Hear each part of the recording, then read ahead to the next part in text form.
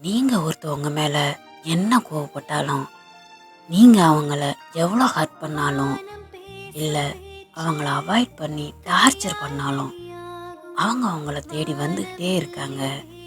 இல்லை அவங்க மேலே தப்பே இல்லைனாலும் உங்கள்கிட்ட மன்னிப்பு கேட்டு உங்களை சமாதானப்படுத்தி, அவங்க அவங்களால காயப்பட்டு அழுதாலும் வேதனைப்பட்டாலும் அந்த வலியையும் வேதனையையும் உங்களுக்கு கொடுத்துடக்கூடாதுன்னு உங்களை பத்திரமா பார்த்துக்கிறாங்க.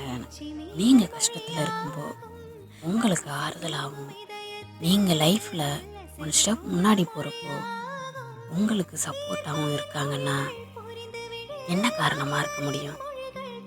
வேற என்னங்க, உங்கள் மேலே உள்ள உண்மையான அன்பு மட்டும்தான் காரணமாக இருக்க முடியும்.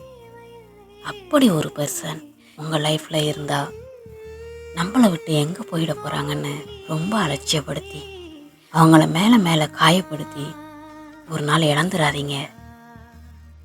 ஏன்னா இங்கே எல்லாரும் உண்மையானவங்க இல்லை. உங்கள்கிட்ட நல்ல முறையில் பேசிட்டு உங்களுக்கு பின்னாடி அவனா அவளான்னு உங்களை அவமதிக்கிறவங்க தான் அதிகம். இந்த போலியான கூட்டத்தில் அந்த போலியான மனிதர்களுக்காக உங்களை நேசிக்கிற அந்த ஒரு பர்சனை தொலைச்சிடாதீங்க.